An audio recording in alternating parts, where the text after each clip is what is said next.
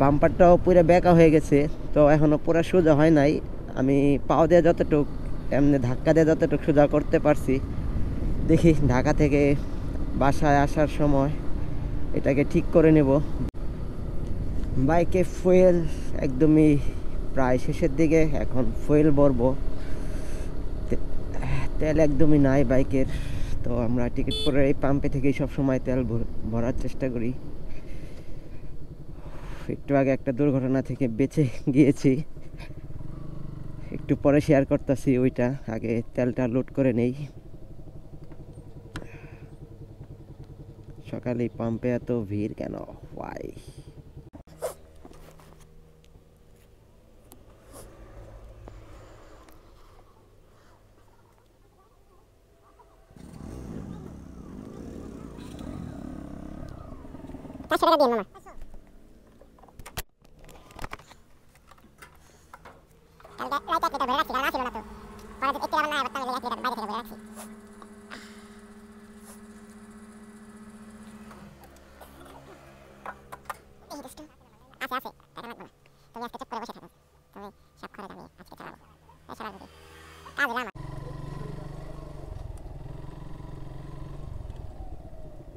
আসলে যেই বিষয়টা শেয়ার করতে চাইছিলাম ওইটা হলো গালিমপুর যে বাইপাস রোডটা আছে, ওই সময় ক্যামেরাটা অফ ছিল,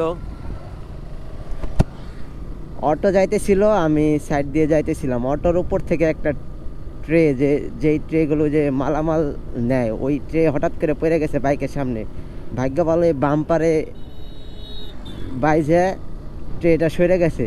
যদি একটু হইলো উপরে চাক্কার নিচে পড়লে হয়তো স্লিপ খেয়ে পড়ে যাইতাম, অবস্থা খুবই খারাপ হয়ে যেত। তো অল্পের জন্য আজকে বেঁচে গেলাম। বাম্পারটাও পুরো বেঁকা হয়ে গেছে, তো এখনও পুরো সোজা হয় নাই। আমি পাও দিয়ে যতটুক এমনি ধাক্কা দিয়ে যতটুকু সোজা করতে পারছি, দেখি ঢাকা থেকে বাসায় আসার সময় এটাকে ঠিক করে নেব। বাট এটা অনেকবারই হয়েছে, দেখি এটা চেঞ্জ করেই ফেলাবো একবারে।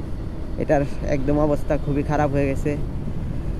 তো একটা কথা বলবো, যে যারা গাড়ির উপরে মাল নেন একটু চেষ্টা করবেন ভালোভাবে বেঁধে নেওয়ার, বিকজ যে কোনো সময় দুর্ঘটনা ঘটতে পারে। যেমন আমার সাথে আজকে যা হইলো, যদি বাই চান্স চাক্কার নিচে পড়ে যাইতো তো অবশ্যই স্লিপ খাইতাম, অবস্থা খুবই খারাপ হয়ে যাইতো। আর শীতের সকালে যদি পড়ে যায়, স্লিপে হাত পা ছুলে গেলে ঘাওটা শুকাতে অনেক লেট করে শীতের দিনে।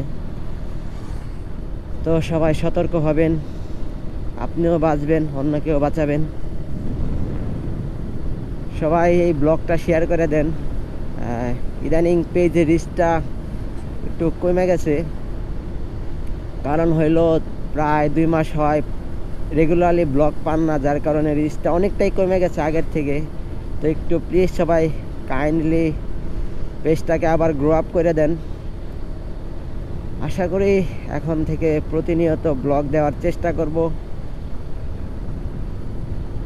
এই পেজের সাথেই থাকুন, অনেক কিছু শিখতে পারবেন ইনশাআল্লাহ। ভালো কিছু কন্টেন্ট দেওয়ার চেষ্টা করব।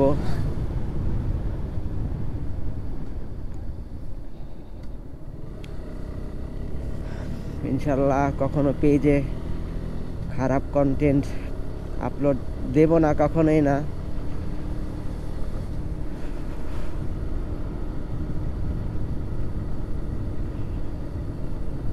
আসলে কেউই সতর্ক না, সবাই রাস্তায় বের হইলে সতর্কতা অবলম্বন করে, যার কারণে দুর্ঘটনাটা একটু বেশিই ঘটে। আমরা একটু সতর্ক হলেই দুর্ঘটনাটা অনেকটাই কমে যায়, সবাই সেভই থাকি।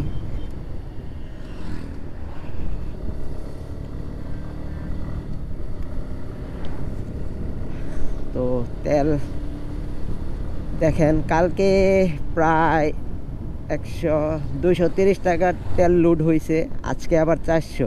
তারপরেও কাটা দেখাইতেছে মাত্র 2টা। আমার সাথে এই প্রবলেমটা কেন হয় বুঝতেছি না। বা সুজুকিতে নাকি আপনার 2.5 লিটার রিজার্ভে থাকে, যার কারণে দেখাইতেছে 2 লিটার, নাইলে 4টা কাটা থাকতো এখানে। তো প্রবলেম নাই, তেল তো বাইকেই আছে, প্যারা নাই।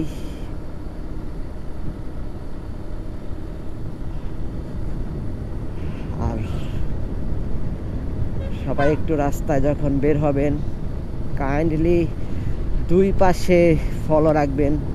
এই লেনটার ওই পাশে যাওয়ার চেষ্টা করবেন না, ওভারটেকটা করলেও একটু সেফলি বা দেখে শুনে করবেন। আমরা চেষ্টা করব লেন মেনে চলার, যার যার লেন মেনে চললেই দুর্ঘটনাটা অনেকটাই কমে যায়।